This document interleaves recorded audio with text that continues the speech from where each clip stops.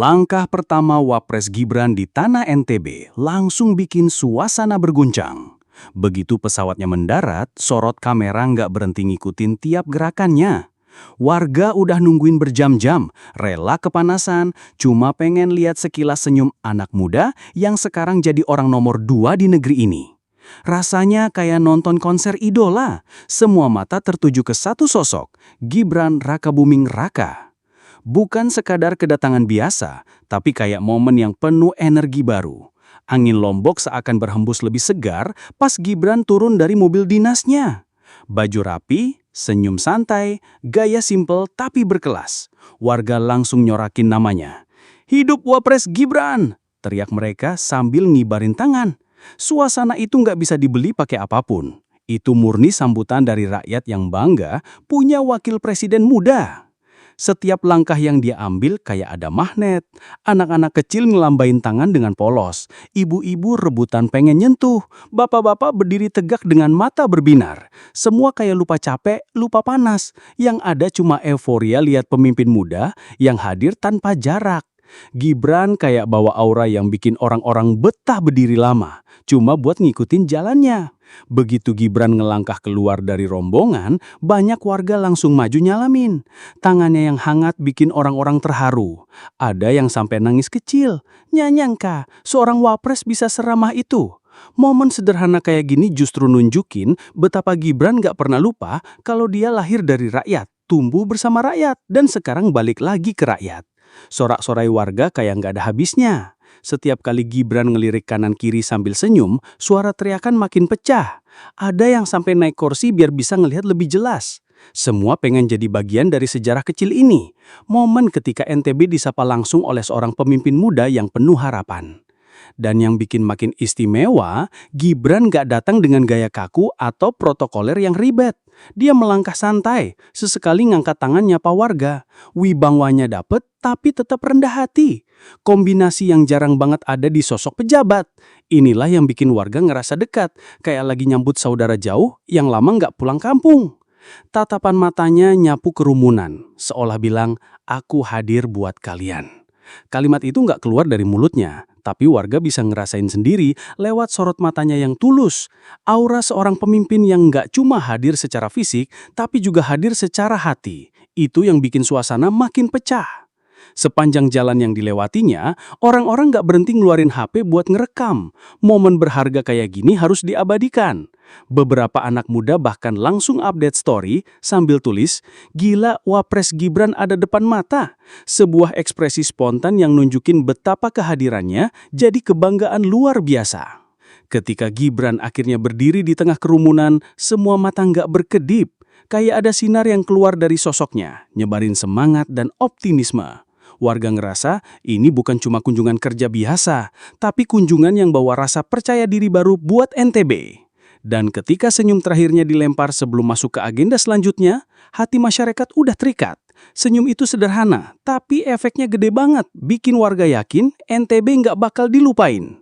Dari momen pertama ini aja, Gibran udah ninggalin jejak yang susah dilupain. Malam itu, Lombok kayak dapet cahaya baru. Setelah siang disambut warga penuh gegap gempita, langkah Gibran lanjut menuju rumah ulama karismatik Tuan Guru Bagu. Jalanan menuju lokasi dipadati jamaah yang udah menunggu. Semua ingin melihat langsung pertemuan bersejarah antara pemimpin muda dan tokoh sepuh penuh wibawa. Udara hening, tapi hati semua orang berdebar. Begitu masuk ke halaman, Gibran disambut hangat, tanpa sekat. Duduk berhadap-hadapan, sorot mata Gibran terlihat penuh hormat. Dari awal udah jelas, dia datang bukan hanya sebagai pejabat negara, tapi sebagai anak muda yang tahu diri, yang paham bagaimana harus merunduk di hadapan guru bangsa. Semua yang hadir bisa merasakan ketulusan itu tanpa perlu kata-kata panjang. Lalu, momen puncak terjadi. Sorban putih disampirkan langsung ke pundaknya. Seketika ruangan bergemuruh. Jamaah bersorak, sebagian terharu, sebagian lagi menangis bangga. Simbol itu bukan sembarangan. Itu tanda restu, tanda kepercayaan, tanda bahwa Gibran diterima dengan hati lapang di bumi 1000 masjid. Rasanya kayak ada cahaya suci yang turun bareng kain putih itu. Gibran menerima dengan wajah keduh, tangannya menangkup penuh sopan. Senyumnya sederhana, tapi justru bikin suasana makin haru. Orang-orang langsung percaya, pemimpin ini nggak sekedar datang formalitas, tapi benar-benar menghargai tradisi, menghormati ulama, dan merangkul warisan leluhur. Itu bikin warga makin yakin kalau masa depan negeri ada di tangan yang tepat. Setiap detik terasa sakral. Warga yang duduk di barisan belakang sampai berdiri supaya bisa menyaksikan lebih jelas. Ada yang sampai mengangkat anaknya tinggi-tinggi, biar kelak bisa bilang, "Kamu pernah lihat langsung Wapres Gibran diberi sorban restu di Lombok? Masya Allah, auranya beda." Kata-kata itu menyebar jadi kabar gembira di kampung-kampung sekitar. Dan menariknya, Gibran gak sekedar jadi pusat perhatian. Malam itu dia berubah jadi teladan. Warga melihat bagaimana seharusnya pemimpin menempatkan diri, bagaimana hormat ke ulama, bagaimana merangkul nilai-nilai luhur tanpa kehilangan jiwa muda. Semua itu bikin mereka merasa yakin negeri ini punya harapan besar. Ketika acara usai, Gibran berdiri pelan. Sorban putih itu masih terpasang anggun di bahunya. Sorban yang bukan hanya kain, tapi simbol doa dari bumi Lombok untuk perjalanan panjangnya di panggung negeri. Tepuk tangan dan lantunan doa mengiringinya sampai keluar rumah. Malam itu Lombok berasa lebih terang dari biasanya. Dan saat mobil dinasnya melaju pergi, warga yang berjajar di pinggir jalan nggak langsung bubar. Mereka masih terdiam, masih terbawa suasana sakral yang baru saja terjadi. Di hati mereka, Gibran bukan sekedar wakil presiden. Dia adalah pemimpin muda yang tahu bagaimana menjemput restu, menunduk sebelum naik, dan membesarkan rakyat tanpa harus membesarkan dirinya sendiri. Pagi yang cerah di Mataram langsung disapa kehadiran Gibran. Setelah malam penuh doa dan restu ulama, kini ia melangkah ke jantung kehidupan rakyat, pasar tradisional. Begitu kakinya menapak di pasar Kebon Roak, suasana langsung mendidih. Pedagang, pembeli, bahkan tukang parkir kompak melongok. Seakan tak percaya kalau orang nomor 2 di negeri ini beneran hadir di tengah keramaian mereka. Gibran nggak datang dengan gaya mewah. Dia melangkah santai, bajunya sederhana, tapi tetap berkelas tanpa jaga jarak. Senyumnya dilempar ke kiri kanan, bikin pedagang langsung histeris. Ada ibu-ibu sampai nekat keluar dari lapaknya cuma buat nyodorin tangan, dan Gibran menyambut dengan hangat. Itu momen kecil yang bikin hati rakyat meleleh, merasa diperhatikan langsung oleh pemimpin. Di tengah hiruk-pikuk, Gibran mulai belanja. Dia ngambil lombok, bawang merah, gula aren, bahkan tempe. Pedagang yang dituju langsung terharu. Dagangannya dibeli seorang wapres. Suaranya gemetar waktu ngitung kembalian. Saking nggak percaya. "Ya Allah, dagangan saya dibeli Pak Gibran," ucapnya sambil senyum lebar. Cerita itu pasti bakal diturunin sampai ke cucu-cucunya nanti. Yang bikin tambah heboh, Gibran nggak segan-segan nawar harga. Bukan karena pelit, tapi karena dia pengen ngerasain sendiri gimana interaksi asli antara pembeli dan pedagang. Semua yang lihat ngakak senang, suasana pasar jadi kayak pesta. Tawa pecah, sorak-sorai menggema, seakan pasar yang biasanya penuh teriakan jual beli, berubah jadi panggung kebersamaan rakyat dan pemimpinnya. Setiap langkahnya diikuti kerumunan. Anak muda berdesakan mau selfie, ibu-ibu sibuk teriak nama anaknya biar dipanggil Gibran, bapak-bapak geleng-geleng bangga. Aura yang dibawa Gibran bikin pasar yang biasanya sumpek tiba-tiba terasa lega dan hidup. Semua merasa punya bagian di hari itu. Gibran gak sekedar belanja, tapi juga nanya-nanya harga. Dia ngobrol dengan pedagang soal naik turunnya bahan pokok. Matanya serius, kepalanya manggut-manggut. Jelas banget dia dengerin dengan sungguh-sungguh. Pedagang merasa dihargai, seolah keluhan mereka bukan cuma masuk angin lewat telinga, tapi benar-benar jadi catatan penting seorang pemimpin muda. Dan yang bikin makin terharu, Gibran sempat nyicipin makanan sederhana yang ditawarin pedagang. Dengan santai dia menerima, mengunyah sambil tersenyum. "Enak banget," katanya. Seketika, suasana makin pecah. Pedagang itu nangis kecil, nggak nyangka dagangan sederhananya dipuji langsung sama wapres. Itu bukan cuma soal rasa makanan, tapi soal pengakuan dan perhatian. Kerumunan makin padat, tapi Gibran tetap kalem. Dia terus senyum, terus nyapa, nggak terlihat lelah sama sekali. Ada bayi yang digendong ibunya tiba-tiba digamit sebentar Gibran. Semua orang langsung histeris, teriak Masya Allah berkali-kali. Bayi itu bakal jadi cerita hidup, pernah digendong sebentar sama seorang wakil presiden. Ketika akhirnya Gibran melangkah keluar pasar, tepuk tangan panjang mengiringinya. Pedagang melambaikan tangan, pembeli teriak nama Gibran berkali-kali. Wajah mereka sumringah, penuh kebahagiaan yang sulit diungkap kata-kata. Hari itu, pasar bukan cuma tempat jual beli, tapi berubah jadi panggung sejarah kecil yang bakal dikenang lama. Dan di balik semua keriuhan itu, ada kesan mendalam. Gibran hadir bukan sebagai pejabat yang jauh, tapi sebagai anak muda yang turun langsung menyatu dengan rakyatnya. Belusukan itu nggak berhenti di transaksi, tapi nyampe ke hati setiap orang yang hadir. Itulah momen yang bikin warga NTB semakin percaya. Mereka nggak salah menaruh harapan pada sosok pemimpin muda ini. Setelah puas menyapa pedagang di pasar, langkah Gibran berlanjut ke kantor pos Mataram. Di sana sudah menunggu warga penerima bantuan subsidi upah. Suasananya penuh semangat. Orang-orang berdesakan pengen lihat langsung proses penyaluran bantuan bersama sang wapres muda. Senyum-senyum sumringah terlihat di wajah mereka, kayak lagi nunggu kejutan besar. Begitu Gibran masuk, ruangan langsung bergemuruh.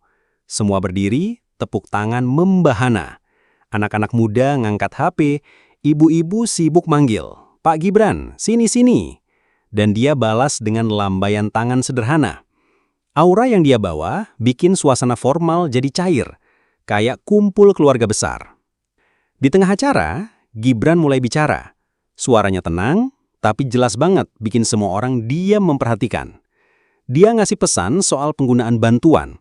Dengan bahasa santai tapi tegas, dia bilang, "Bapak-bapak, jangan pakai bantuan ini buat beli rokok, apalagi judi online." Seketika, ruangan meledak tawa. Ada bapak-bapak yang nyengir kecut sambil ngangguk malu-malu. Tapi, di balik canda itu, pesan Gibran nyampe dengan dalam. Dia nggak menggurui, nggak juga marah. Tapi, cara ngomongnya bikin semua orang merasa disapa langsung. Ibu-ibu di belakang spontan tepuk tangan. Mereka seneng banget ada pemimpin yang peduli sama uang rakyat, yang benar-benar mikirin masa depan anak-anak mereka. Bukan cuma menegur, Gibran juga kasih arah. Dia bilang bantuan itu harus dipakai buat hal produktif, kebutuhan sekolah, belanja dapur, atau usaha kecil-kecilan. Kata-kata sederhana, tapi langsung bikin orang-orang kepikiran. Iya juga ya, jangan sampai salah jalan. Pesannya menempel kuat karena disampaikan dengan hati. Wajahnya serius, tapi tetap adem. Sorot matanya bikin orang yakin ini bukan sekedar formalitas. Dia benar-benar ingin rakyatnya naik level, hidup lebih baik, nggak terjebak kebiasaan buruk. Tegas tapi luas, itulah gaya khas Gibran. Teguran yang biasanya bikin orang tersinggung, justru berubah jadi motivasi karena keluar dari mulutnya. Di pojok ruangan, ada ibu-ibu yang nyeletuk keras. "Terima kasih Pak Gibran, ini baru pemimpin." Semua langsung nyaut dengan tepuk tangan panjang. Ekspresi bangga terpancar jelas. Momen itu makin menguatkan ikatan antara pemimpin dan rakyatnya. Gibran bukan cuma hadir, tapi benar-benar menanamkan nilai. Ketika pembagian bantuan berlangsung, Gibran ikut turun tangan, nyerahin langsung ke warga. Tangannya menyentuh tangan rakyat dengan hangat. Tatapannya penuh perhatian. Setiap penerima gak cuma dapat amplop, tapi juga doa dan energi positif. Mereka pulang bukan hanya bawa uang, tapi juga bawa semangat baru. Kerumunan di luar kantor masih ramai. Orang-orang nunggu sampai Gibran keluar hanya untuk melambaikan tangan terakhir kali. Mereka berteriak namanya dengan penuh harapan. Ada yang sampai teriak, "Jangan lupa balik lagi Pak, NTB sayang sama sampean." Kalimat itu keluar tulus, mewakili ribuan hati yang hadir. Dan ketika mobilnya bergerak meninggalkan lokasi, suasana masih bergema. Warga saling cerita, saling tersenyum, mata mereka berbinar. Teguran lembut dari seorang pemimpin muda berhasil mengubah pandangan banyak orang hari itu.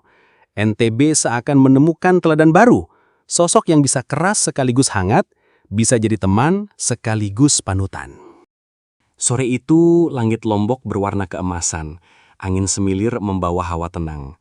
Setelah seharian penuh aktivitas, Gibran memilih menutup kunjungannya di sebuah desa wisata.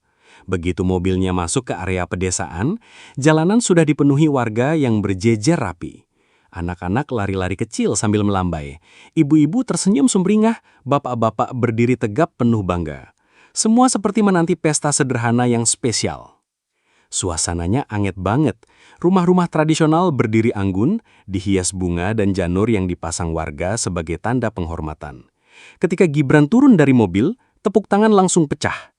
Aura desa yang biasanya tenang mendadak bertransformasi jadi panggung megah hanya karena kehadiran seorang pemimpin muda yang mereka banggakan. Gibran melangkah santai, menyapa dengan senyum khasnya. Anak-anak berkerumun, sebagian nekat nyelonong maju, pengen nyalamin langsung. Dengan sabar dia menunduk, menepuk kepala mereka lembut.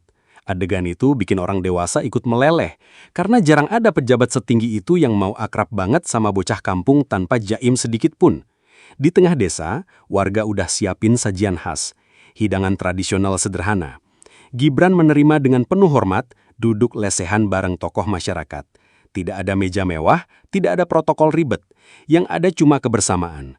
Ketika dia menyendok pertama kali, sorak-sorai kembali terdengar. "Pak Gibran makan bareng kita!" teriak seorang pemuda dengan mata berbinar. Obrolan ngalir ringan, penuh canda. Warga bebas cerita tentang desa mereka, tentang pariwisata, tentang harapan masa depan. Gibran mendengar dengan serius, sesekali memberi tanggapan singkat yang bikin hati mereka adem. Nggak ada rasa terintimidasi, justru semua merasa dihargai. Desa itu seperti bicara langsung ke pusat kekuasaan lewat satu telinga yang benar-benar mendengar. Yang bikin momen makin berkesan, Gibran sempat diajak melihat kerajinan tangan khas desa. Dengan telaten, dia memperhatikan detailnya, memuji hasil karya warga. "Bagus banget, ini bisa jadi kebanggaan NTB," katanya. Ucapan itu bikin pengrajin terharu, matanya berkaca-kaca. Mereka merasa kerja kerasnya benar-benar diakui, bukan sekedar formalitas lewat laporan di kertas. Cahaya senja makin redup, tapi semangat warga nggak surut. Mereka masih berdiri di sepanjang jalan, menunggu Gibran lewat lagi. Beberapa orang menyiapkan kamera seadanya, ingin mengabadikan detik-detik pamitnya sang wapres. Ketika Gibran melambaikan tangan, sorakan menggema. "Hidup Pak Gibran!" Suara itu memantul di dinding bukit, mengiringi langkahnya dengan doa. Gibran menatap sekitar dengan penuh rasa syukur. Senyum kecilnya terlihat tulus, bukan senyum basa-basi. Di matanya jelas ada janji. Janji bahwa NTB bukan cuma tempat singgah, tapi bagian penting dari Indonesia yang harus terus dijaga. Warga menangkap janji itu tanpa kata-kata, dan mereka percaya. Saat mobil dinasnya mulai bergerak keluar desa, suasana haru meliputi semua orang. Ada yang melambaikan tangan sambil menahan air mata. Ada yang terus teriak meski suara serak. Bagi mereka, hari itu bukan sekedar kunjungan, tapi sebuah sejarah yang akan diceritakan turun-temurun. Dan ketika senja akhirnya berubah jadi malam, Lombok terasa berbeda. Desa itu seakan punya cahaya baru, meninggalkan kesan mendalam di hati warganya. Gibran pergi, tapi senyumnya tertinggal. Senyum yang jadi simbol harapan, simbol kedekatan, dan simbol bahwa seorang pemimpin sejati bukan hanya hadir di istana, tapi juga di hati rakyat kecil.